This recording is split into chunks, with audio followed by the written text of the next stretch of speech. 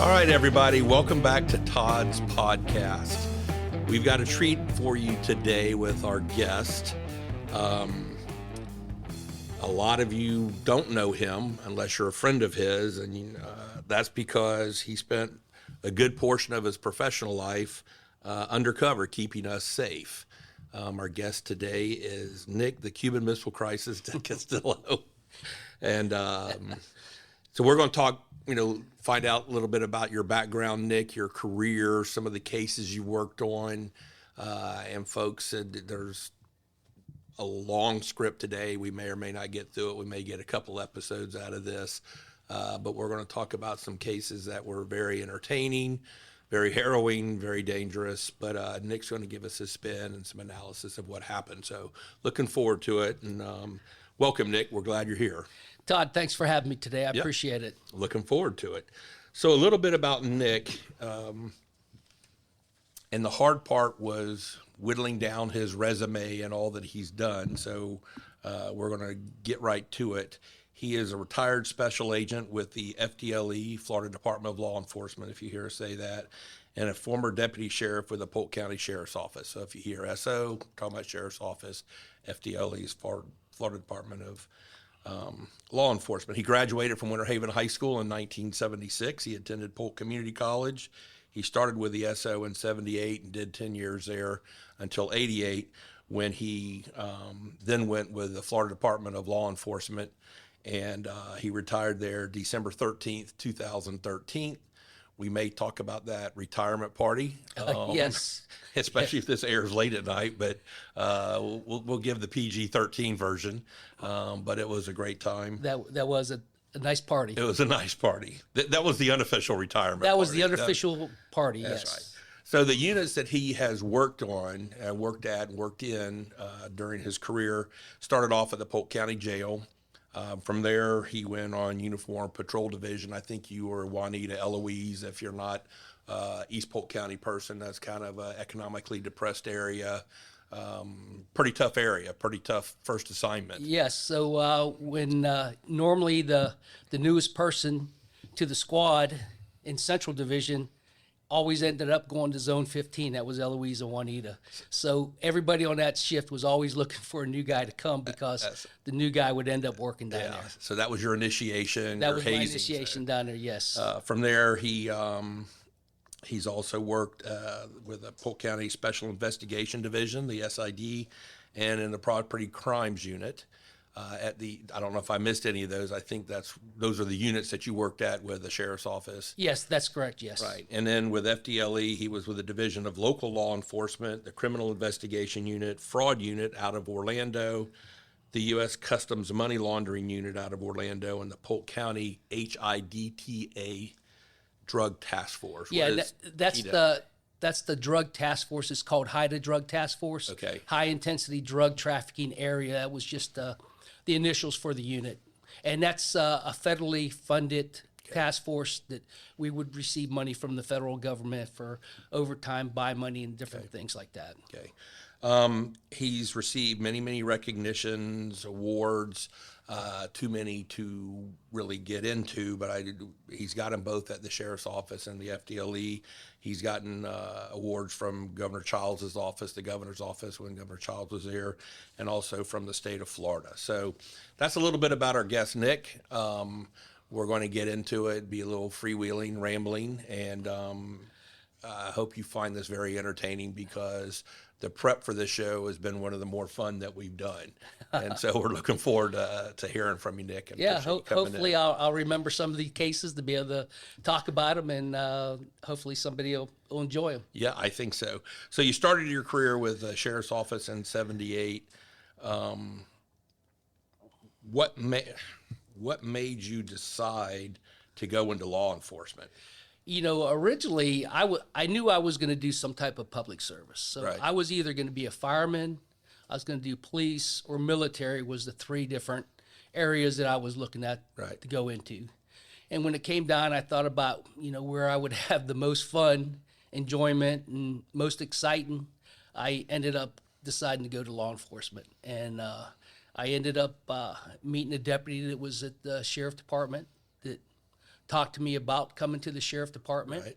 And then I ended up going to, you remember when they had the Orange Dome in Winter Haven? Yes. They had a career day, and I ended up going down to the career day. The deputy that talked to me was working the booth down there and signed me up, gave me all the information, and helped me through the process. And I ended up getting hired down at the sheriff department through that career day down at the Orange Dome when it was still there in Winter Haven. Well, tell us a little bit. You were born in Cuba. Yes. And tell us how, so you didn't start off in Polk County or Winter Haven. Kind of tell us how you got there when you came to the United States.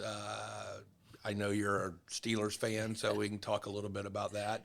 So tell us how you went from being born in Cuba to getting here. So what happened is my father was going to college at Carnegie Mellon University in Pittsburgh. He meets my mom in Pittsburgh. When he graduates from school, they end up getting married and going back to Cuba. Was your mom Cuban or just your dad? No, just my dad's Cuban. My mom's from Pittsburgh. Okay. And so she goes back to Cuba with my dad after he graduates, and she lives there. I think this was 1950 they went there. So she lived there 10, 11 years in Cuba. And then I end up being born in Cuba. And then when Castro takes over the country, makes all the Americans leave, my mom went and got me a passport. I was a U.S. citizen, and it's basically U.S. citizen born abroad because my mom was a citizen. Right.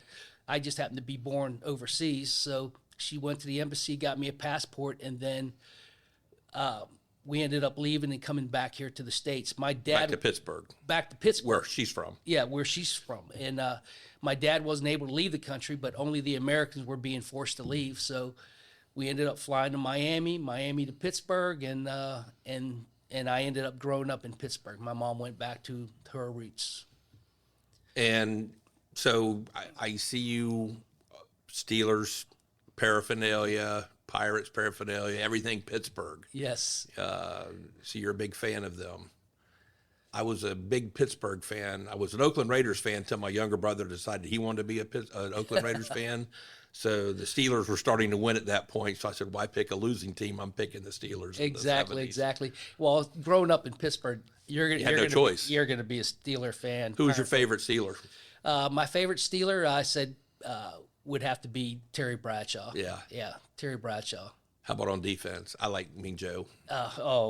Without a doubt. Did you ever meet any of those guys? No, I did not. I've never met either one of those. How about the Pirates? Were you a big Pirates fan, or you just? I was a big Pirate. Because you played baseball. Yeah, I was a big Pirate fan, and also a hockey fan for the Penguins. Okay. So if you live up there, you're a fan of all three teams.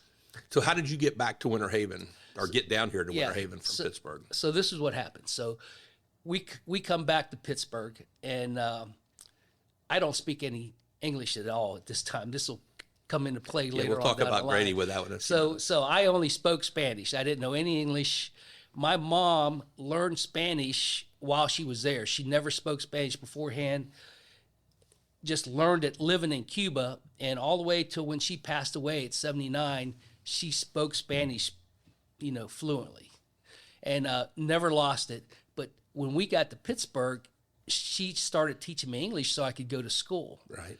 And where we grew up at, there was no other Hispanic people. There was nobody else that spoke Spanish where we were at. And so she just taught me English. I only used English in school. She never kept the Spanish up, which I wish she would have. Right. And so after, several years, I completely lost the Spanish and only speak English. So you came down here. How old were you when you came down here? Yeah, so I started coming down here when I was in fourth grade. What happened is my mom was able to get my dad. They ended up being divorced. Right. My mom, through the State Department, ended up getting my dad, his new wife, and child, and his parents out of Cuba through the State Department. Okay. And so they come to Winter Haven. Did your dad have any connections to Winter Haven? He knew somebody here in Winter Haven. So somebody that they knew from Cuba was already here in the States that helped them get established in that. So once my dad's got established, then he started wanting me to come down to visit it. Okay. And so came down during the summer of fourth grade, and then went back home, came down for the summer of fifth grade, And then my dad wanted me to stay down here, didn't send me back. So I went to school at St. Joe's. St. Joe's, in fifth okay. grade. And so he sends me back for the summer. And my mom says, well, you're not going back. You're staying in school up here. And so for 6th and 7th grade, I end up going to school up in Pittsburgh. It actually another Catholic school, St. Stephen's. And then I come down for the summer before 8th grade, and my dad keeps me for 8th grade and doesn't send me back after the summer. So I end up graduating from St. Joe's. You know, when you gave me that resume, I'm going, he did 4th and 8th grade here. What kind of, Yeah. I didn't know if it was 4th through 8th or No. what. That makes sense. No, that was Ping-ponging back both and my forth. parents were like, holding on to me Right. and not let me go back where I started from. Right. And so after 8th grade, is what happened is my dad wanted me to go to Santa Fe. And we grew up in Janville Village. Okay. And all my friends, nobody was going to Santa Fe. Right. And all the friends that I had there, none of them went to St. Joe's. Right. And so I said, I did not want to go to Santa Fe. And so I went back to Pittsburgh on my own. And I went there 9th and 10th grade. And then my dad says, hey, if you want to come back to Florida, Go to Winter Haven High you School. can go to Winter Haven High School. And I said, yes, I'll come back. Good. Because I like the weather down here a lot better than the snow. So then you get out of high school and you attend Polk Community College. Yes. Back in the day. It's now Polk State College. Yeah. And, and then you started in your career in law enforcement when you graduated high school. So when you started in law enforcement, you started in the jail. Is that kind of how it works at the sheriff's office? Back then it was. Okay. And Louis Mims was the Sheriff. sheriff when I applied. I think he'd only been in office just a short period of time. And he was bringing all new deputies into the sheriff's department. But everybody that was being hired when I got hired had to start in the jail. And then I guess basically is like a testing ground to see how you would do. Yeah. Do you have the temperament Yeah. to deal with? And so I was there like 10 months in the jail. Me and a couple of the other buddies that got hired with me. At about the 10-month period, we got sent to the police academy Okay. at Polk Community College. How long does police academy take? Is it like a 6 month? Back then, I got to think it was like 4 months. Okay. I think it's longer now, but I don't think it was that long back then. Okay. So you leave the jail. You're now a cop. I leave the jail. I go to police academy. And now you're a deputy. I'm a deputy at the sheriff. sheriff's department. I report for my first day at the substation in Winter Haven, and the training is a little bit different than they do now. Right. So when you graduate from the police academy, you got like a 6 or year long training period where you're riding with other officers, and you're being evaluated to see if you're going to go past your Your probationary period. And But you're also being taught how to be yes. on patrol and deal with the public. And so back then I rode with somebody for 3 days in Eloise and Juanita, showed me all the roads and how to get around. And then I was cut loose, and that was it. So you had a 3-day on-the-job training session. 3-day on the job training, 3 days riding in patrol with somebody else. And then I was cut loose and says, hey, you need to be covering that zone down there. And that's what happened. So what was your first arrest that you did? Well, it's kind of funny is, my first arrest was when I was down in Eloise, Juanita, Zone 15. I get a call, and it was a man was swinging an axe inside the Triangle Bar. And I don't know if you remember where that was, right when you go from Snively Avenue down into Juanita. Yeah. There's a little bar that was on a corner, and it was called the Triangle Bar back in the day. And we're talking early 80s. Yeah. And There was no bad people in there. yeah, exactly. And so my first call was a guy inside the bar swinging an axe. After you've been on duty for 3 days. For 3 days worth of riding training. around, and answering calls and Right. stuff like that. And even then, I even trying to learn the code signals, for talking to the radio was, trying to memorize all that stuff. So I didn't even have all that down pat. Right. And so I go into the bar. I see the guy with the axe. I go over. I get the axe from the guy. I get him outside, and hook him up, handcuff him, put them in the back of my car, put the axe inside the trunk of my car so it would be in a safe place. And then I think, holy cow, I said, what am I going to charge this guy with? I had like a brain fart and I couldn't remember what I was going to charge that guy with. Luckily, we had the Florida State statute book, so I had to sit down in the front seat of my car, go through the Florida State statute book, and figure out what I was going to charge this guy with. And finally, I find the section, looked through it, and said, dangerous display of a weapon. So I ended up Yeah, I charging. would think swinging an axe in a bar, there's probably a couple of things you could get him for. Yeah. How did you get the axe out of his hands? Did you talk him down and get it? No, I lay it just down? went over to him. His back was turned to me. He had the axe like hanging on his shoulder, Right. with the pointy part sticking up, and then I just went over from behind him and grabbed it and yanked it out of his hand. And then he turned around to see what was going on, and he sees that I'm a deputy. I say, hey, you need to come outside with me. And he actually didn't have to fight the guy or anything. He came outside with me, and then I put him against the car, made him turn around, and handcuffed him. So when you got finished, did you just sit down and say, holy crap, this is the greatest job ever? Or holy crap, what have I got myself Yeah, into? exactly. I think it was the latter part. latter one? Yes. And so once I get him secured Yeah. in my car, I go back inside and I get witness statements and say, hey, what was he doing? And he's swinging the axe at people. And I don't know that he was really trying to hit people, because he probably could have if he wanted to, but he was just displaying it in a dangerous manner inside a bar. And that's the last place you want somebody swinging an axe at. So I want to go through some of the cases, and you also were doing undercover work at the Nature's Best Health Spa. Yes. I remember seeing that in the paper. What Yes. was going on with that one? That was an interesting story. Yes. So is what happened. So I'm still in patrol at the sheriff's department, but this is, I've been a deputy for at least over a year or so, and they come in. The people from the drug unit, they send word around the sheriff's department to deputies that they're looking for single deputies to be able to work an undercover operation. And as soon as I saw that they were looking for somebody to do an undercover operation, I volunteered for it immediately. And is what it was. Nature's Best Health Spa was like a massage parlor in Lakeland. And yeah. And so is what happened is most of the guys that were in the drug unit back then, and girls, they were all married, had families and stuff like that. And their wives wouldn't really appreciate them going into a massage parlor, having to get naked and get a massage and to do the undercover work. So me, another guy by the name of Jim Madden did it, and I can't remember who the third guy is. So we all took turns going in there and doing this.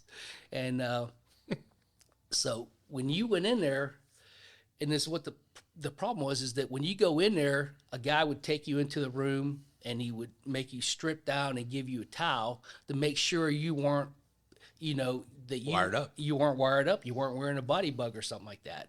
And also, I'm sure they would go through your pants and clothes to see if you had a badge or anything like that. So they would check you before, and then they'd send you into a little room, and then you got to Get a massage. well, you got to pick from a bunch of different girls. I think I had 7 girls I had to pick from. And you pick out the one you like, and she comes and gives you a massage.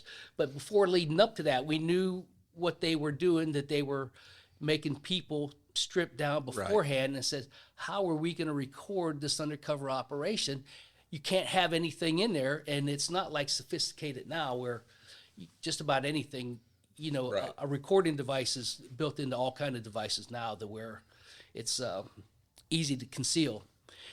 And so we ended up coming up is that I was going to wear a cast on my arm and go in there with my arm in a sling. Right. And I remember everybody looking at me like I was crazy going inside this place. So we put the body bug transmitter inside the cast, had the microphone close to my fingers, and it just had it closed up so that I was able to talk into it through my hand, and went in there. And so when they stripped me down, they took me down to where I had my Checked sling, everything but your cast. the cast and the sling. So we go inside there. The day comes, I go inside there. I get stripped down. I get the towel, pick out the girl. We go to a room, and then I'm just laying down there, and she's coming up and starts giving me a massage. I ask her, I says, hey, my entry fee, and it was like, if I remember, it was like $30 to get inside.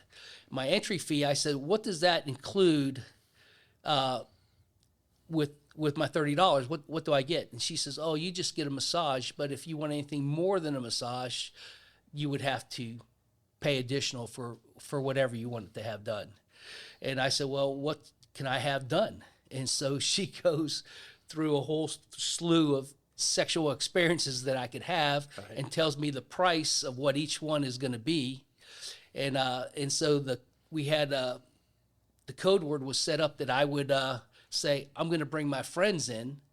And when I said I'm going to bring my friends in, the team that was listening to the recording device would knew to bust inside and come in and arrest everybody inside the place. So I'm laying there, and she's like massaging my legs, and I say, hey, I can't wait. I'm going to bring my friends in here. And so I'm just waiting like a couple seconds. I'm thinking they're going to hit the door right away and come inside. I don't hear anything. I said, now I'm thinking, holy cow, maybe this is not transmitting, but we did a test before I went in. Right. I say it again. I said, oh, man, my buddies are going to love this place. And she says, yeah, I know your guys are going to love it, but what are you wanting to do? And I says, I'm still thinking about what I'm going to do here. Just give me a second. And I said, but my buddies are going to love this place. And then finally, on the third time I say it, they come busting in. Some guy comes running into the room and says, cops are here, hurry up, get dressed. And he threw me my clothes. The girl runs. Still not knowing who you are. Still not knowing who I am. The girl runs out. I get dressed. They all come up. They come up inside. And I said, hey, what took you so long? He says, oh, we were just messing with you. We just wanted to see how long you were going to keep it going. And those are the kind of friends you really need sometimes. And so place gets arrested. We arrested all the girls that were doing the massages, because we had different people going in and doing it. And turned out to be a very successful case. Ended up putting that business putting the business out of business. Yeah, putting Nature's Best Health Spa out of business and that. I'm sure they're not all that exciting, but probably different ways. Hey, listeners. Hey, everyone. Hola. Hi, all. Hello, everybody. Hello, this is Rob Palumbo. This is Fred Hyde. This is Juliet Ashley Vide. Dr. Angela Garcia Falconetti. This is Congressman Scott Franklin. This is Margie Grant. This is Jake Palumbo. And I want to thank you for listening to Todd's podcast. Thank you for listening to Todd's podcast. Thank you for listening to Todd's podcast. Please make sure that you like and or subscribe. Don't forget to subscribe to Todd's podcast on your favorite podcast app. Tune in and listen. Join in and listen to us. Thanks. Thank you. Then you did a cocaine drug buy at Barry's 2 Lounge. Yes. So, can you tell us about that? That was a lounge here in Polk County. Yes. Barry's 2 Lounge was on 98. Yep. I'm sorry, on 92. Right. Going down into Lakeland. And I had been, I had a confidential informant that I was working with at the time. And I had already made a couple small cocaine purchases from inside the bar, from the manager and from the bouncer. So I had 2 or 3 buys.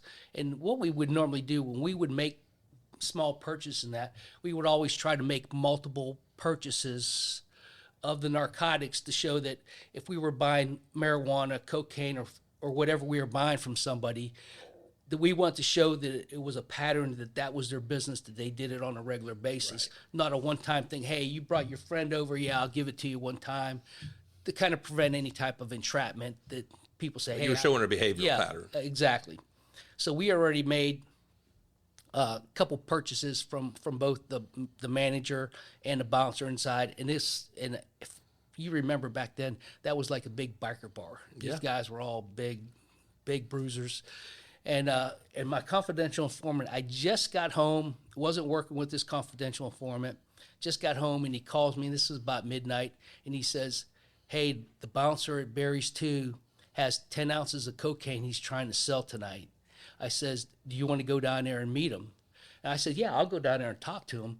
And I get on the phone trying to call my sergeant, trying to call my partner, can't get in touch with anybody. And so I said, yeah, let's go down there. And I go with the confidential informant, meet him in the parking lot of the bar, in the bar.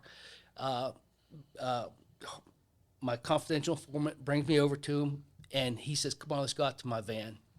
And we go out to his van, and he sits in the driver's seat. I sit in the back seat, and so we start talking. He says he has 10 ounces he want to sell, and then I said, "Yeah, I'm interested in buying all 10." And then at the last minute, he just turns around from the front seat, points a gun right at my head, and says, "Hey, if you're a freaking cop, I'm going to blow your head off." And I just tell the guy, I says, "Hey, I'm not a cop. I'm just wanting to do some business. If you don't want to do business, I'll just get out of here and go my own way." He pulls the gun back, puts it back underneath the seat, and says, "Hey, I just want to check your reaction, see what you would do." And so we agree. He's going to go ahead and sell me the 10 ounces cocaine. And then I tell him, I said, "Hey, I don't have the money on me right now. I got to go to my dad's business in Auburndale, my dad's trucking company in Auburndale, get into the safe, and I'm just making this stuff up. Right. I got to get into the safe to get the money. I'd be back." And I think the deal was for like $10,000. And he says, "All right." He said, I'll be here." And so I don't have $10,000. I don't have my sergeant. I don't have my partner. And so I leave, and, I'm not coming back unless we have backup and do anything like that. So I finally get in touch with my sergeant, get in touch with my partner. They come out. I tell them what's going on. And so I end up, there's no buy money for us to get it 1 o'clock in the morning, And so I go to the 7-Eleven store that was in the area, and it could have been a Circle K. I can't remember, but one of those convenience stores. Yeah. And so I have $29 in my pocket. That's all the money I got. So I go and I get this crazy idea. I'm just going to go buy a newspaper, and I'm going to cut the newspaper up into the size of dollar bills and stack it together in a big stack, and then put a rubber band around it. But I put the money that I have on all four corners. 29 whole dollars. Yeah, 29 whole dollars on the stack, but inside is nothing but paper. And so the girl at the convenience store sees what's going on. I said, and I forget what I tell her that, but she gives me a bank bag that they have from the convenience store, and I put the money inside the bank bag. The convenience store, get with my sergeant, get with my partner. Okay, this is what we're going to do. We'll go down there. He does the transfer, and then we'll take him off in the parking lot. And of course, it doesn't go that way. So I go back. I meet up with him at the parking lot. He comes out, and he hands me a bank bag, and I look at it, and I have my bank bag underneath my arm. I look at it, and there's only like 5 ounces of cocaine in the bag. And I says, "Hey, I thought you said you were selling me 10 ounces. He says, "Yeah, we got to go to my house to get the other 5 ounces. He says, "Give me the money." And I said, "No, I'm not giving you the money till I see the 10 ounces. Right. And so he says, "Okay, follow me to my house." So myself and the confidential informant, we start following him down off of Reynolds Road and Main Street, somewhere in that area down there. And we get to his house. Was he trying to see if you had backup, or had he already been convinced? I think he was already convinced. I think he was already convinced because he's inviting me to his house. Okay. So he's not thinking anything. Okay.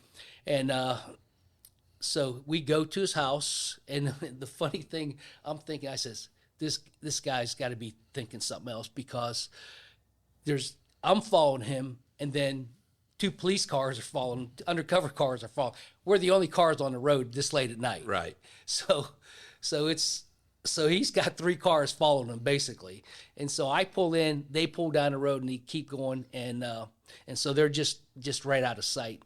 So he goes into his house, comes back, hands me the bank bag again, and I look at it, and I count, okay, there's 10 ounces inside there. I said, I give him the bank bag. He doesn't even check it. He goes and sits in the van. I go back to my car. I get on the radio, and I call my sergeant and my partner, and I says, "Hey, he's got the money. I got the cocaine. Let's come on in." So they come in, pull in on both sides of my vehicle.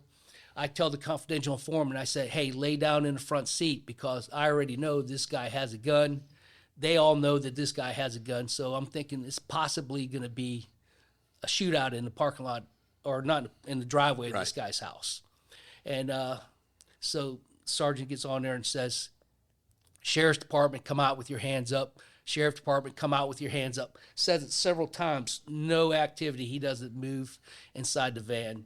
Finally, on maybe the fourth or fifth time, we see the door open up, and I'm crouched down by my door with my gun thinking, he's coming out shooting, and he ends up coming out with his hands up. So his hands up, he walks towards us, we get him down, handcuff him, and then I go inside the van to take a look, and I find the gun in the seat. We're down underneath the seat, and then I see the rubber band had been taken off that bundle of money that I had given him. He had realized at that point. And it was thrown. He threw it all over the inside of the van. And so the newspaper cut up the size of a dollar bill was all over everywhere inside the van. So you were still a relatively new deputy. Yes. How did you have training to maintain control of your emotions? I mean, I'm thinking a guy turns around and puts a gun in your face and says something. I mean, the first reaction may be to... Well, at that point in time, I'd already been a deputy 2 years. Okay. And now I'm in the drug unit. Okay, so you were in the drug unit. Yeah, and okay. when I did Nature's Best, I was still on patrol. Okay. And so after that experience... So you had drug training, how to deal with... Yeah, okay. After that experience with the Nature's Best made me want to go into the drug unit, and then I put my letter in to get transferred, go to the drug unit. And but I'd already been a deputy a couple of times when we did that case. Okay. And so this is only just the beginning part of this case. So he wants to cooperate. A lot of these guys want to cooperate, but he never does. He says, hey, I could do this, I could do that. Can you help me on my charges? Because he's facing 15-year minimum mandatory. And he wants to cooperate the whole time. He never does anything. So when time goes courts, he gets sentenced. I think he got the minimum mandatory. He got the 15 years. And somehow, and this is probably 4 or 5 months down the line before he gets sentenced. Right. He's getting sentenced. He's in a suit and tie. They tell me I didn't see him because I didn't need to go to sentencing. He pled guilty. I never had to testify against him. And somehow during his sentencing hearing, he just gets up and walks out of the courtroom. Nobody pays attention to him. Nobody sees him, and he's gone. He's out. And he's looking at getting 15 years, but now he's out on the street. Right. And so the first thing he does, he goes to the sheriff department, calls dispatch and says, hey, that deputy, that freaking deputy, Nick, I'm going to kill him as soon as I find him. I'm looking for him right now. And then he hangs up. So he doesn't really say who he is or anything. He just makes that phone call. And then a little while later, he calls dispatch again and says he's looking for me and he's going to come kill me. And so finally, they tell me, say, hey, there's somebody making threats that they're coming to kill you. And I said, who is it? And so we start trying to figure out, and then the court system finally calls the sheriff department and says, hey, we lost one of your inmates, and it was the guy that I had put in jail ended up walking out. And so as soon as we identify who the guy is, I said, I call every confidential informant that I know in Lakeland that I'm using. I say, hey, can you go find this guy? Can you go find this guy? And so I'm out on the street. We're looking. The main CI that hit me up to introduce me to him and I are riding together. We're going to every single place we think he might be because I'm going to find this guy first before he finds me. But our whole unit's out looking for this guy. Everybody knows what he looks like. We're all going out looking for him. And he ends up in Gainesville and checks into a hotel in Gainesville, still making phone calls to the sheriff's department. Threatening you. Yeah, threatening me. But we don't know he's in Gainesville. We think he's down here in Polk County somewhere. Well, it turns out that his brother was an auxiliary deputy with Alachua County Sheriff's Department. So he calls his brother, and his brother says, hey, aren't you supposed to be going to prison? And he says, yeah. He tells him that he walked out of the courtroom. Nobody was paying attention to him, so he just walked out. And then he tells his brother that he's going to kill me. So his brother goes back, calls the Alachua County Sheriff's Department. They send the SWAT team. They clear the hotel out, and they go in and get him out of the hotel room. And so he gets arrested and comes back to Polk County, however long it took to transport him back, after they arrest him and that. And he ends up going to prison. So he goes to prison, gets out, calls me up, calls the sheriff department, asks for me because I'm still in the drug unit, Right. and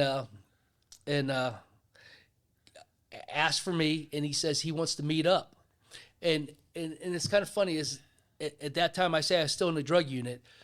I wasn't with the sheriff department. I was with FDLE, but I was in the Hidden Drug Task Force, which was operated by the sheriff department. Right. So I was still with the guys at the sheriff's department, and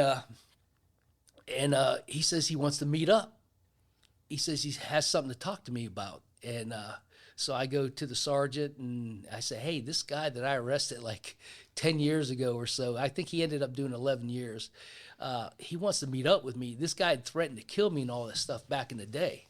And so he says, well, you want to meet him? I said, yeah, I want to meet him. I want to see what he has to say. And so we figure out a place where I'm gonna go meet him. And, we check out the location. So, I got backup other people there in case he really does try to do something. I put a vest on underneath my shirt and all that stuff just in case he's really there to do that. And it turns out he was not there to harm me or anything, that his son, who was like 20 or 21 years old, was arrested for trafficking in cocaine and wanted to know if I could help his son out and lower his son's sentence because he didn't think his son needed to go to prison for as long as he did. Oh my gosh. And so the nut didn't fall far from the tree there. Were you able to help his son? Or I met with the son, and same thing. He said I could do this, I could do that, and never ended up setting the case up or furthering any investigation. So he went and never ended up hearing from him ever again in that. So, just that case just went on for for several years. My gosh. You told me about a case where you arrested the same guy twice in one day. Yes. Or one 24-hour Yes. period. And so that was it's funny, that was Christmas Eve and Christmas Day. And is what happened. I arrested this guy in Winter. I believe it was Inwood. I arrested him in Inwood for a battery, take him down to the jail, book him in, the beginning of my shift, and he's in jail, locked up, and I don't know what he's going to do for bond or whatever like that. So I leave. I work the rest of my shift, answer calls, and it's Christmas morning, 5:30 in the morning. Me and my buddy Tommy Ray go to the Clock Restaurant. Right. Go to the Clock Restaurant in Arbondale. Remember when that was there? Yes. And so we come in and we sit down. We're just going to have breakfast on Christmas morning. And then all of a sudden I hear this guy screaming all kind of profanity from across the restaurant. And I get up and I look over there, and it's the same guy that I arrested at the beginning of my shift. And he starts screaming, cussing at me and stuff like that. So I get up and I go to him. I said, hey, you need to calm down. It's Christmas morning. People here are trying to have breakfast and enjoy themselves. Keep quiet or you're going to go to jail. So I go back over to Tommy. We sit down. We just get ready to order. And he starts just screaming across the restaurant again. And Was he screaming at you or just screaming at No, general? he's screaming at me. Oh. He's screaming at me. And you piece of crap and all this kind of stuff like that. So finally I said, Tommy, I'm going to have to take this guy back in. And so I get up and I go over to him and I said, hey, man, you're under arrest for, Disturbing the peace. yeah, or disturb. whatever. That's it, disturb the Well, at least he wasn't wielding an axe. Yeah, he didn't have an axe. So I end up arresting him again on Christmas morning. I'm thinking I'm going home. Now I'm going back to jail. I got to do all the paperwork and, there's a lot of paperwork associated when you do that. And I was thinking I was going to go home Christmas morning and, of course, ended Didn't up work having out to go that back way. to jail. And the funny part about the jail, or going back to the jail that morning, it was really, I remember it was really, really foggy that morning. And so I'm going pretty slow going back to the jail. As I'm taking him back to the jail, he's going to me, he says, hey, man, come on, man. It's Christmas Day, man. Can you cut me a break anyway? Let me go be with my family and stuff like that. And I tell him, I said, sorry, man, I can't. You're going to the jail. And then he would just go into a tirade and start screaming and yelling at me from the back of my patrol car. And then after about 5 minutes screaming and yelling, he would be quiet for several minutes. And then he'd be in a really nice voice, says, "Man, come on, it's Christmas morning. Is there any way you could just see to let me loose?" And I said, "I'm sorry, man, you're already under arrest. I've already called it in." And he says, "I got to take you to the jail." And then he would start screaming and yelling and cussing at me and he'd go on for several minutes, and then he would be quiet and just sit there, and then did it again by the third time we were at the jail, I said, "Hey, Getting to Bartow fast enough. yeah, you're here." It's amazing the idiocy of some of the people that you have to arrest. Tell us about the pot plane that came into Winter Haven and the high-speed chase on Havendale. Yeah, so our drug unit, somehow we had received information that a plane was coming into Winter Haven, and it was I believe it was coming from Jamaica, if I remember correctly, and it was flying into Winter Haven Airport. So we have our whole squad out, and so 22nd Street goes from Havendale all the way out to 92. The airport, you come out 21st Street. 21st Street, and so we had all the exits covered, and so the plane pulls in, it goes into a hangar, it's inside the hangar. About an hour or two later, 2 vans come out, and they go and they hit 21st Street, and they go in different directions. One goes towards 92, one comes out towards Havendale. So myself and Bob Kenny and the uniform patrol deputy, we were at the Havendale exit. So the van heading out to 92 gets stopped before the other van gets down to me, and they say, "Hey, there's nothing inside this van." So your van's got everything. So I know my van. The other one was a decoy impact. Yeah, evidently. So it comes out and it goes in 2 different directions. Nothing in that other van. So the van on Havendale coming my way is going to be going to have the van with the marijuana inside of it. And so it stops at the light. We're at that little gas station right there. Yeah. I tell on the radio, I tell the deputy, I said, "Hey, stop that van. As soon as it makes the turn on the Havendale Boulevard, stop that van for us." And for some reason, the deputy ended up stopping a car, not the van. So myself and the other Bob Kenny, so I'm driving my van. Bob's in the passenger seat. We pull up next to the van. He shows his badge out the window and points for him to pull over. They just speed up. And so we're hauling butt, and we're like 80 miles an hour on Havendale Boulevard now at this time. In a van. In a van in the middle of the night. And I tell Bob, I said, "Hey, we got to get this van stopped." He said, "Grab that shotgun, stick it out the window, and point it at the driver." And so he gets... While you're driving, or you told him that? I told him. Okay. So I'm driving. I said, "Stick the shotgun out the window, I'll point it at the driver." And so I pull up next to the car. Bob sticks out the window with his shotgun right on Havendale Boulevard, points it at the driver, and the driver just hits the brakes, stops. We go flying past. So I got to do a U-turn right there on Haven, come in the opposite direction, get in front of him. He ends up pulling to a side street, and we pull 3 of the biggest burly guys out of this van. And, of course, while we're standing there, the biggest one ends up peeing his pants. The biggest, burliest looking guy pees his pants. So we open up the back, boom, there's all the marijuana, just bundles and bundles of marijuana inside that van. Absolutely amazing. On Havendale Boulevard.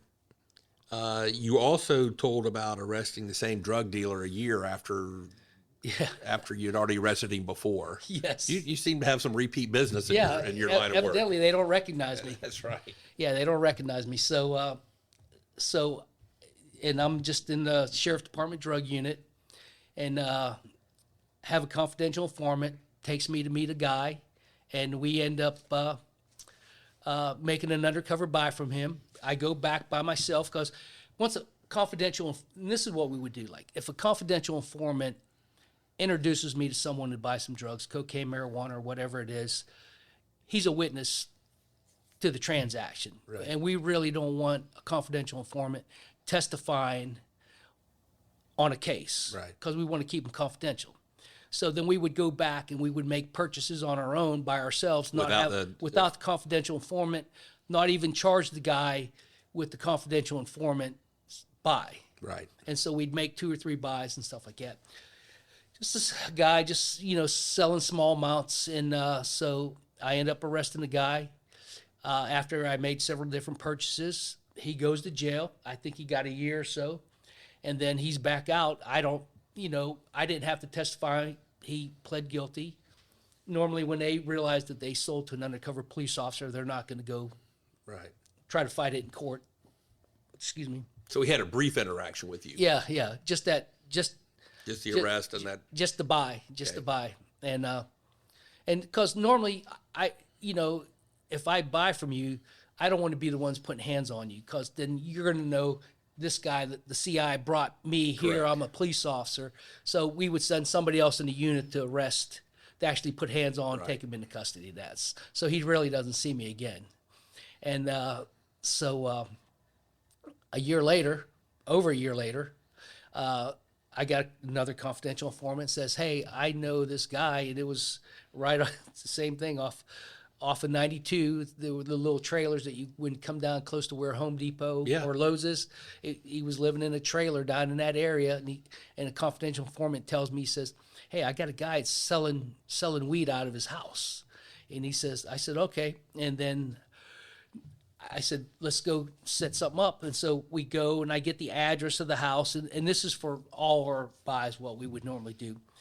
We'd get the tag number, whatever vehicle that person had, the address where he lives at, any information that we could. If the CI knew his full name and that, we would do a complete criminal history. We want to find out what kind of person. Are you a violent person, violent criminal history? We're going to want to know everything about you before we have Who do you hang out with? Who Who's we have with who we have an undercover go to your house or something like that. And so this guy, I check the address, I check the car, because he takes me to the house. I check the electric. Nothing's in this guy's name. It's all in the female's name. And I said, "All right, let's go ahead and go." So he takes me to the house. We knock on the door. Guy comes to the door. I look at him. He looks at me, and I said, "Man, I just bought from this guy last year." And he looks dead at me and doesn't even flinch, doesn't recognize me, nothing at all. So I'm like, all right, I know this guy. So I'm thinking, maybe having to go hands on with this guy. Right. He's going to want to fight. He knows I'm a police officer. Invites us into his house, sells to me again, and we leave. He never recognized me, never knew that he had previously sold dope to me in the past. I go back by myself, make a couple more purchases. We come up, arrest him again, and that was the same guy that didn't learn his lesson the first time, let alone he sold to the same undercover guy twice. Amazing. Yeah. Did you go in the house by yourself, or was there another officer with you when you? No. I would go by myself, but I would have backup had and stuff backup, like that. okay.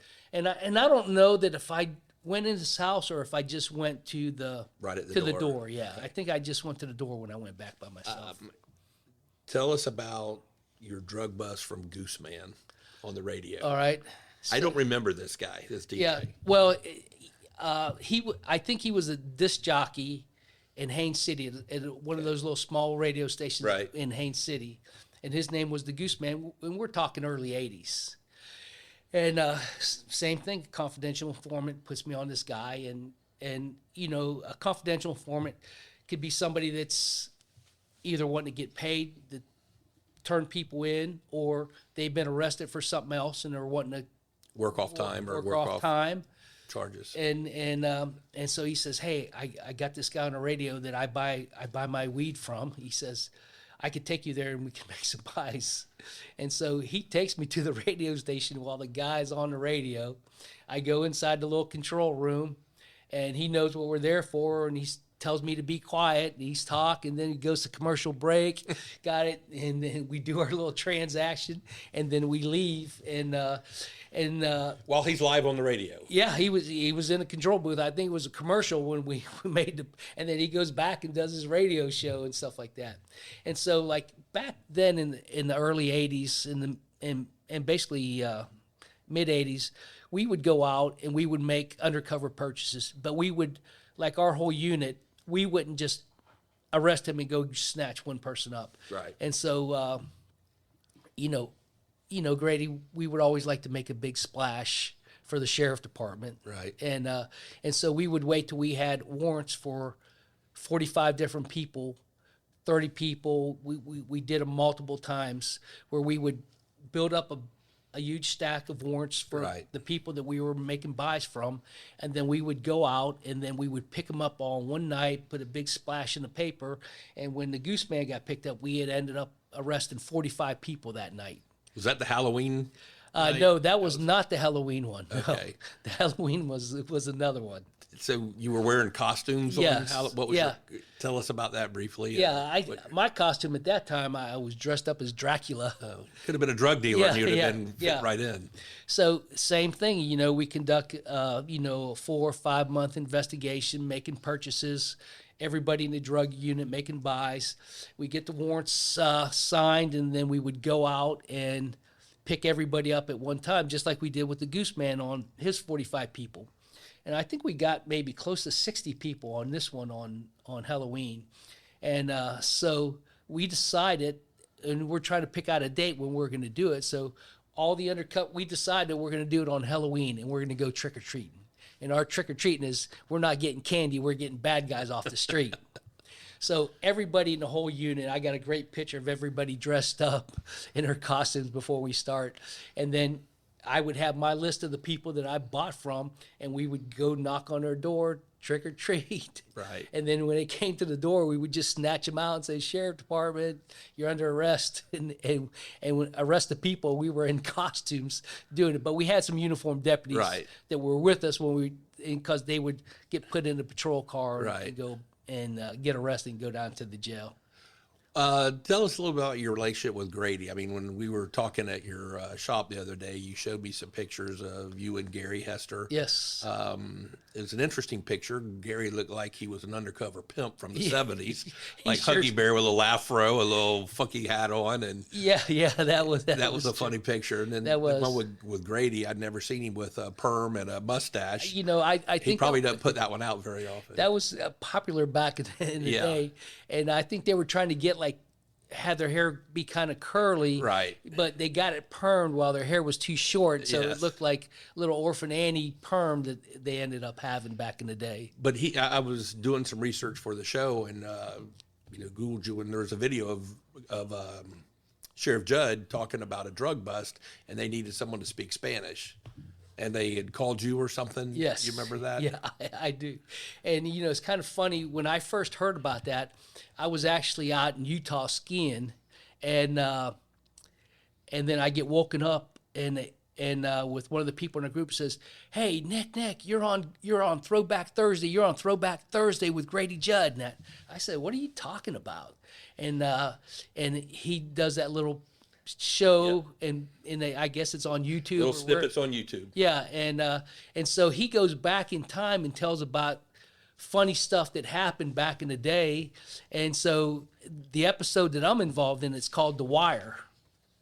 And because is what happened was I had put in after my experience at Nature's Best Health Spa, I knew I wanted to go to the drug unit. And but at that time, you had to be in patrol at least 2 years before you could put a transfer in to go to any other specialty unit. And so when I got close to my 2-year period, I put in a request to go to the Special Investigations Division, which is SID, what it was called back then. Right. And so I put my letter in, and I'm just kind of waiting and to get called and all that stuff. And then all of a sudden, I get a call, and they said, "Hey, man, you've been selected to come to SID, and we need you to report to this." I think it was we had rented an apartment, and the sheriff's department was involved in doing a oral intercept Right. of some people, and so it was set up in this apartment where they were recording all the phone calls and everything, a case that I didn't know anything about that. And so I turned all my uniform in. They said, "Okay, you're reporting on this day." I go out there, and they tell me to go to this apartment in Lakeland off of Edgewood.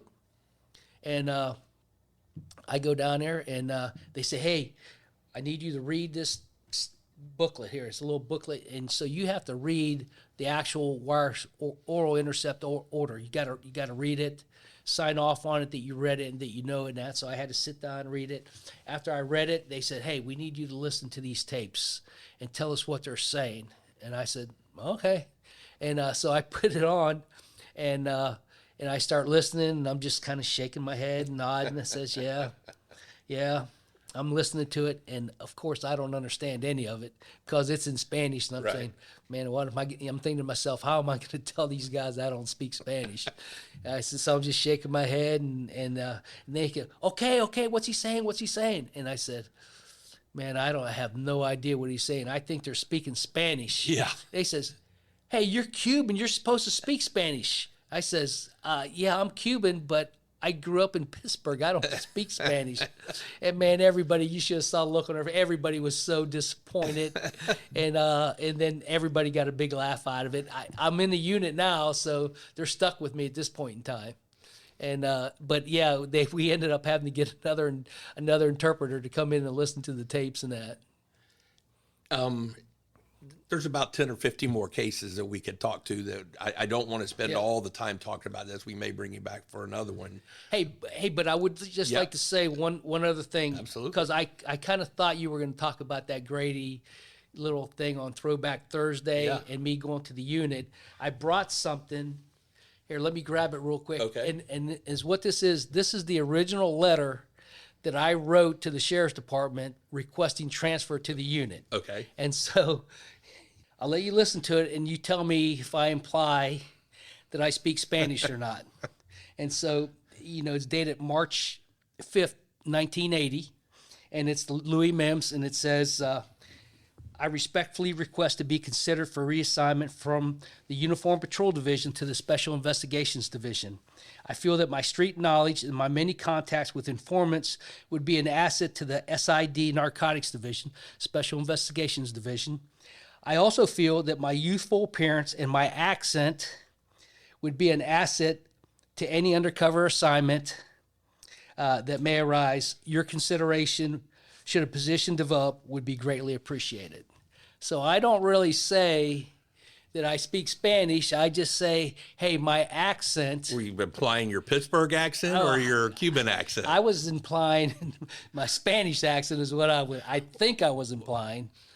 And so I guess, went through and they say, hey, and everybody knew I was. With your name and everybody your appearance? Knew, everybody knew I was half Cuban. I was Cuban and I was born there and all that stuff. And the assumption is he's fluent in Spanish. That's what they thought. You fooled them.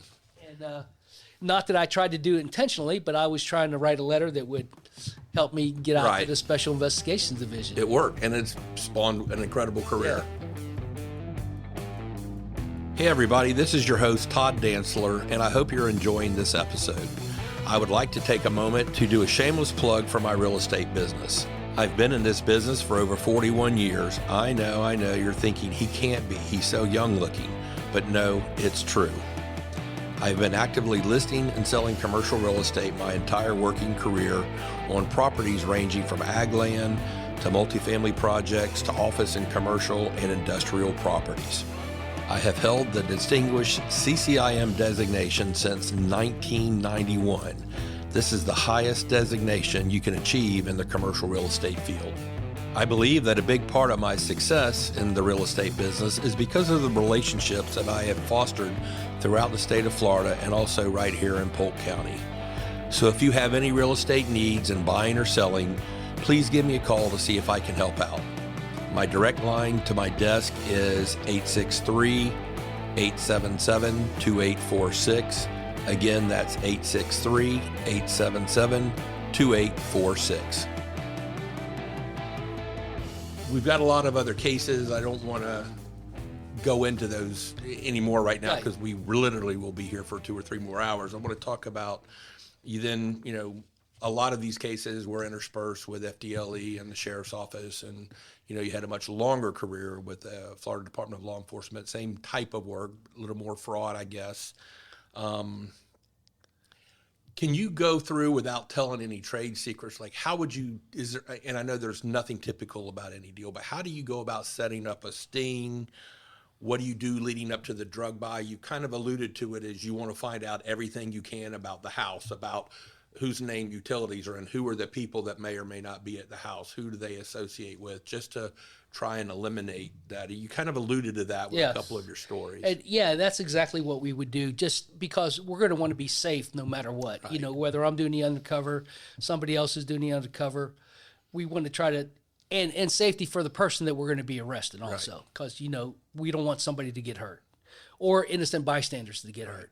And so do you do the research as a leader of the team, or does the whole team do it and sit around and say, hey, I just found out this guy or this gal does this? Or is it your job to do the background checks and then you read everybody in? So, you know, fortunately for us at the Sheriff's Department and FDLE, we had a criminal analyst. Okay. And so I would go to her and I would say, hey, this is the tag number off the guy's car. This is his address. This is the name I think he is, that I think he is.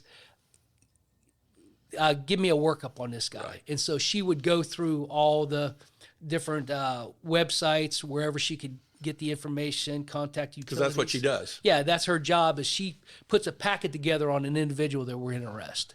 And she would give me a criminal history of whoever he's been arrested with, any known associates, all that kind of stuff. That not just for me, but any person that somebody's going to make a buy from, we would get that information beforehand. Would you do it as a team, or is like, hey, Nick's going undercover, so Nick needs this, and then after the analyst meets with you, then you bring in however many people you think you need to make everybody safe, whether it's 2 people or 10 people, depending on the size of the bus? Yeah, and basically, Again, don't say something that you're not supposed to. No. It basically is I would be responsible. It's I'm going to be the case agent on the case. Okay. I'm going to give the analyst the information. Say, hey, give me this packet on this guy. So I'm going to get all that stuff together.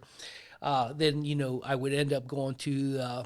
You know, we always were partnered up with another partner, and then we would go to the sergeant and say, hey, we're able to make an undercover buy from this guy for, you know, half a pound or a kilo or whatever we were going to do. This is the guy. This is where he lives.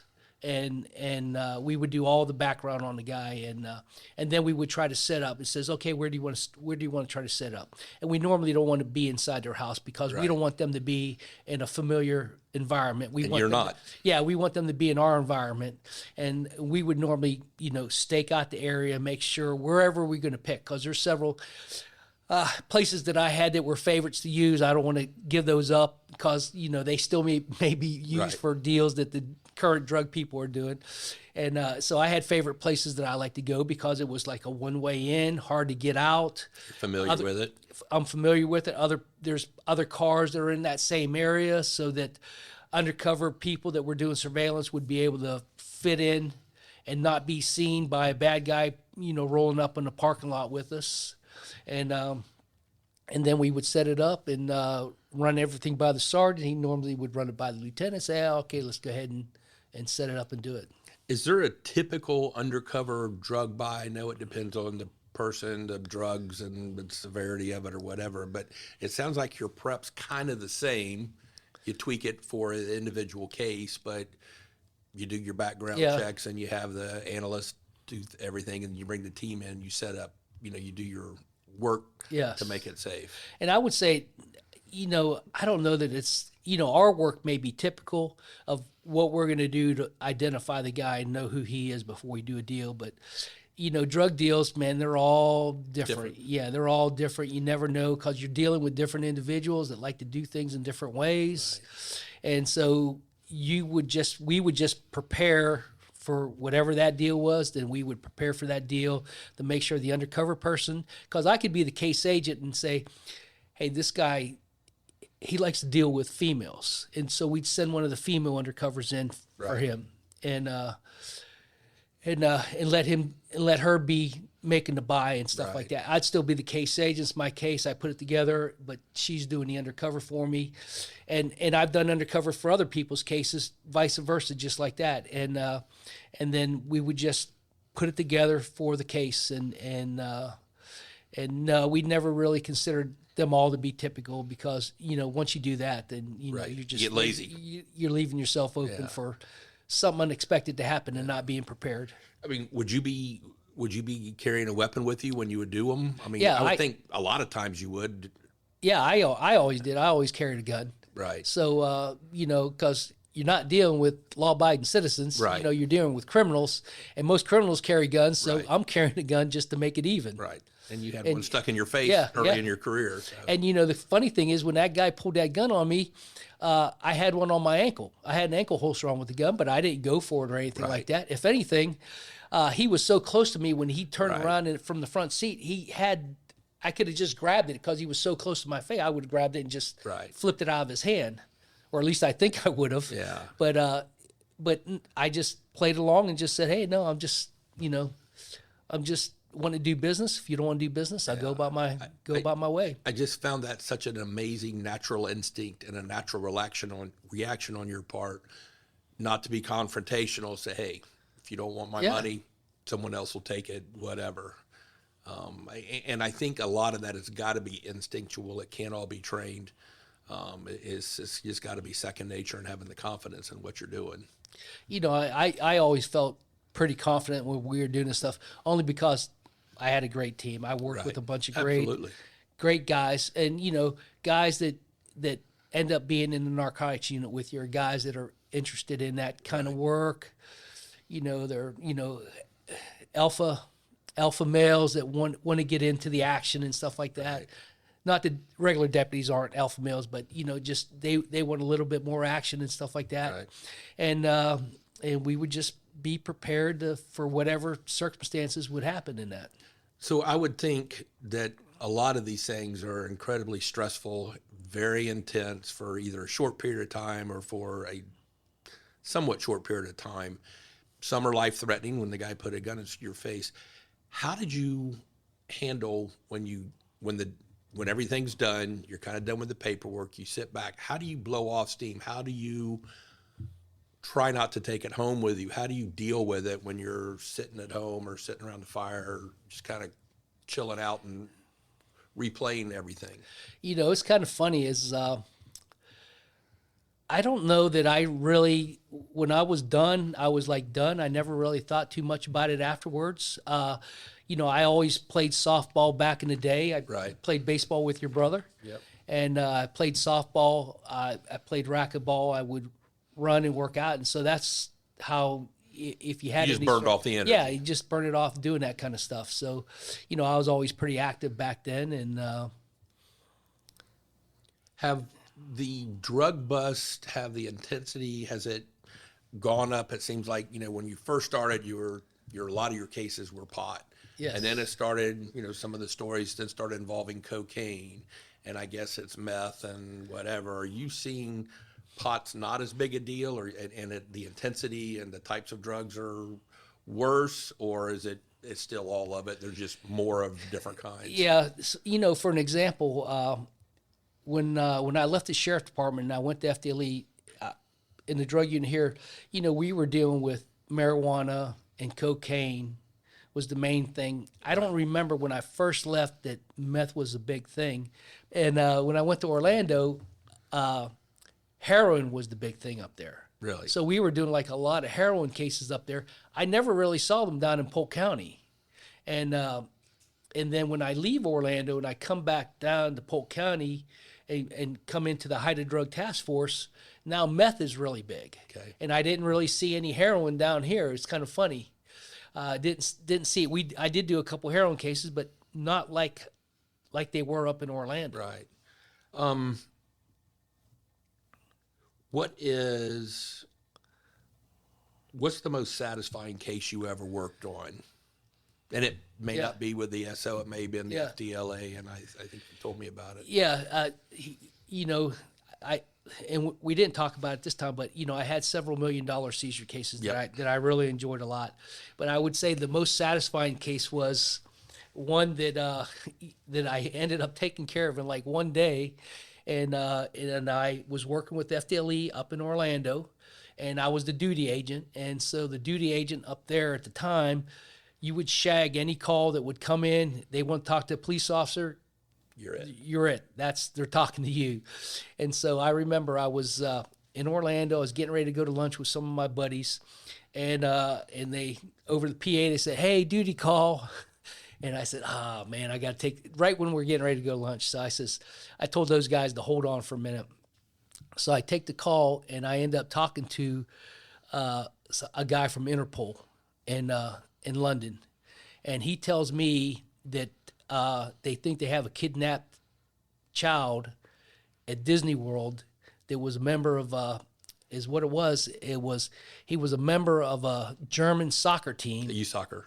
a youth soccer. I think he was like 10 years old, and a youth soccer team, and that they were playing in a tournament in London, and that after the tournament, all the kids came back to Germany except for one kid and the coach.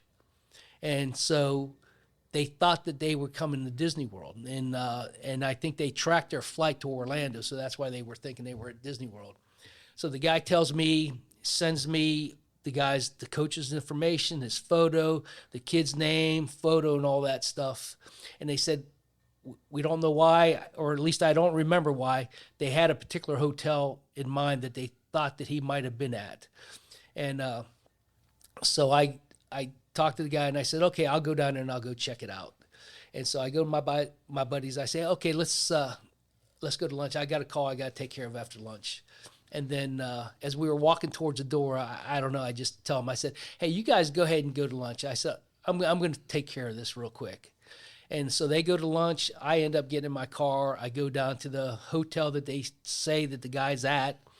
And I go to the front desk and I said, hey, can you tell me if this guy's name, and I can't remember the guy's name, is staying here at the hotel? And she said, I'm sorry, we can't give this kind of information out and all that stuff. So I go, it says, the manager here by any chance? And the manager comes over. I then badged the manager and I said, can I go into your office and talk to you for a minute? So we go into his office, and I talked to him, and I said, hey, I just got a call from Interpol. They think they got a kidnapped kid from a German soccer team that's staying here at the hotel with his coach. They're not supposed to be here. The kid's supposed to be back home with his parents. And he says, yeah, I'll get that information for you. So he tells me what room the guy's in. I said, can we go up there and just take a look, see if he's inside the room? We go up there, there's nobody inside the room. And then come back down, and so I just stay in the lobby. I got the guy's picture, I got the kid's picture, so I just sit in the lobby for, 4 or 5 hours, however long it took. And I'm waiting for them to get back.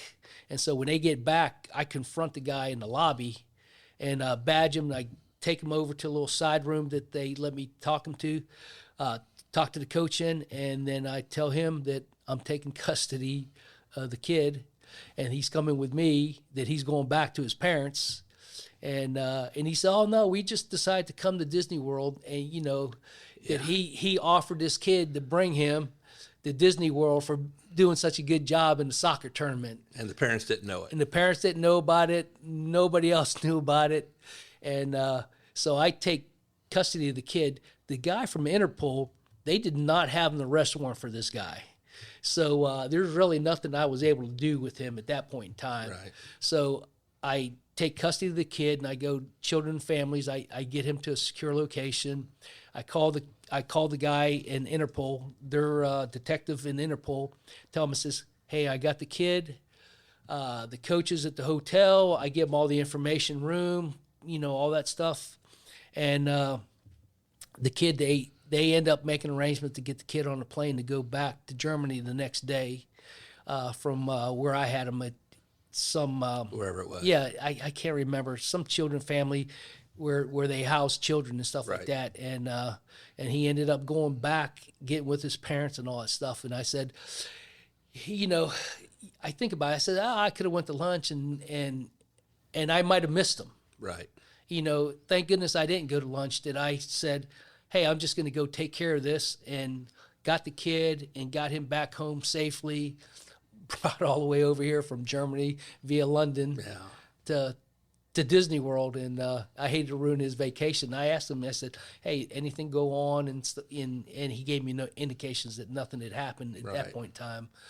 And so that, I would say, that was my most satisfying case, that I was able to, get this kid, help Interpol recover a kid that was taken from a soccer tournament. I think that's a true example of the public servant that you've been, is you serve the public in a compassionate way, and, you looked after that child as opposed to just busting bad guys. So Yeah.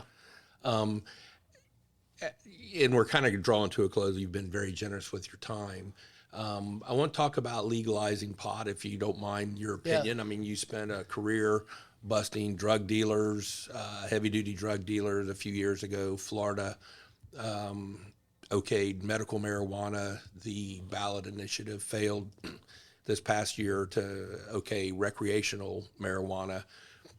Do you think if that passes, I don't know if you're in favor of it or if you have an opinion whether you want to give it or not, but if that passes, does that put a branch of the men and women who are doing what you did now, does that put them out of business, or do they just shift to different types of crimes, or is it still just going to be there no matter what? Yeah. So this is what I think. To me, I did not vote for it. Legalization. Yeah, the legalization. I did not vote for it. I said I saw it all through the 80s and 90s when I was in the drug units and that.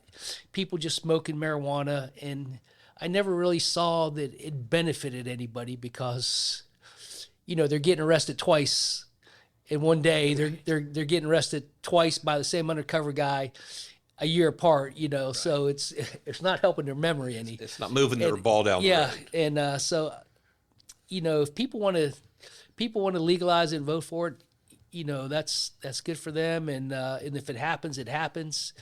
I don't think it would do anything to the drug unit. They would just continue on, and because there's so many other drugs that are being abused now, so that aren't legalized. So they would just probably quit messing with marijuana and just go on to cocaine, heroin, meth and fentanyl and stuff like that. So as we draw to a close, one thing that we do sometimes with guests is do a lightning round where ask you some quick questions and you just give me what comes to your mind at first. What's your favorite food? Hey, my favorite food is Mexican. I love tacos. Okay. What about your favorite restaurant? My favorite restaurant is Rocco's Tacos in that? Orlando. Okay. Taco's my friend. Yeah. And I like Carrabba's and I like Arabella's. I like those restaurants Okay. too. So, what kind of music do you like? I would say I normally just listen to like top 40, Right. but it seems like for some reason, like when I'm out in the boat, it always seems to be country music when I'm out in the boat. But just top 40 music. I don't have any particular genre that I'm drawn to. So when they come to make a movie of your life, who plays you? Well, it's going to be the person that I dressed up as for Halloween. I dressed it up as John Wick for Halloween, so I would have. But I thought you were Dracula.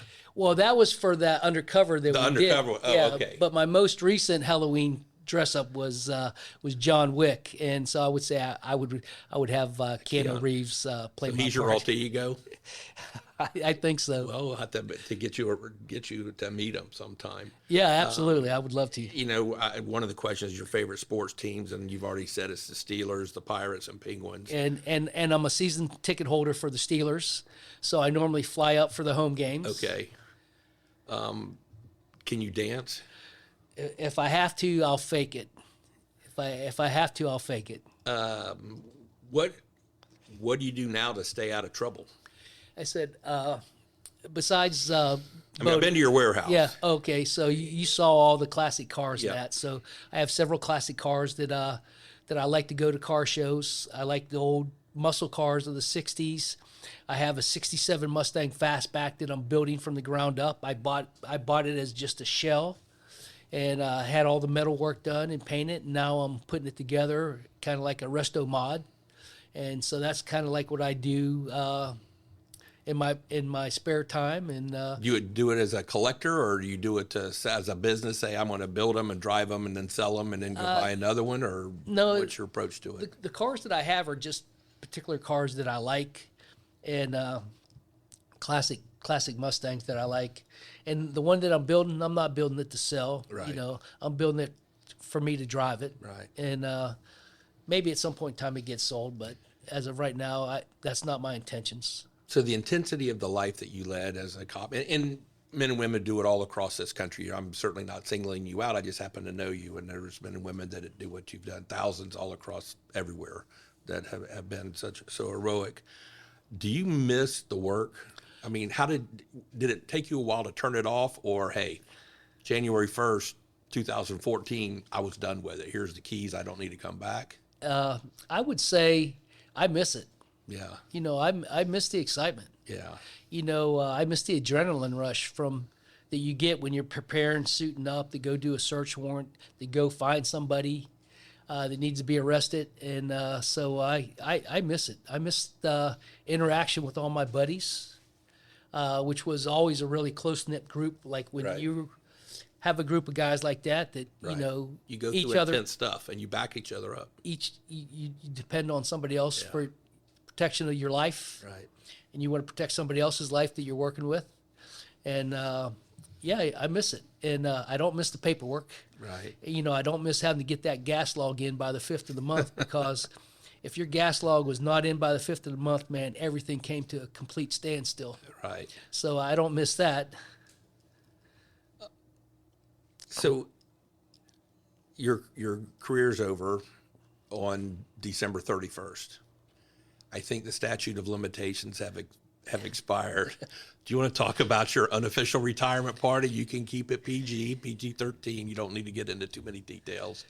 But every person should retire like that. Yeah, with their buddies around them. It was a fun night. Yeah, it was a good time. And, you know, so that was actually the second retirement Yes. party because I had the official one where Grady came and spoke at my retirement party. And Yeah, I don't remember seeing him at this one. yeah, no, he's not coming. He's not coming to that party.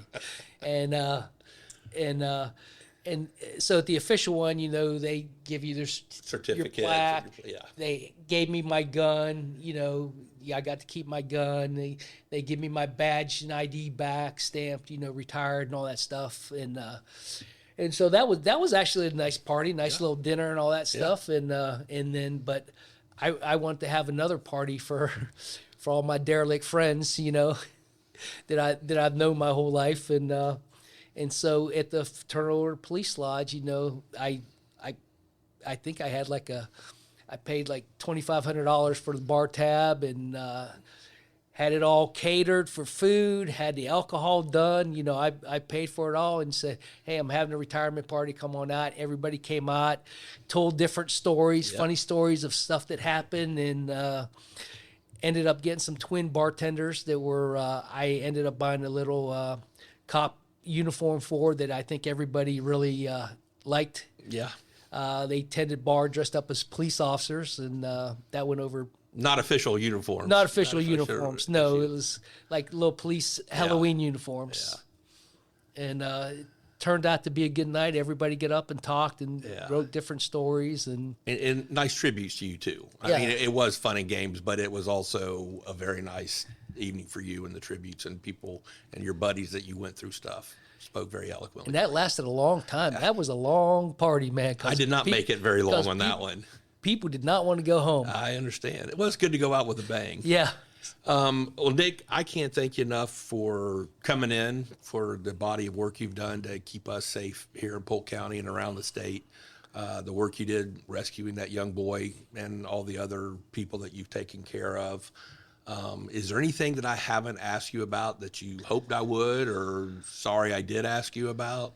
No, I just got to, you know, now that you brought all this stuff up, I says, you know, I'm thinking back of so many other things that happened and stuff like that I hadn't thought about in a while. Yeah. But no, I think we covered everything. I'll have a whole other page for another episode. Yeah, so. well, if you need me to come back, I'm more than glad to come back and speak with you guys. And you know, I would say it was a fun career.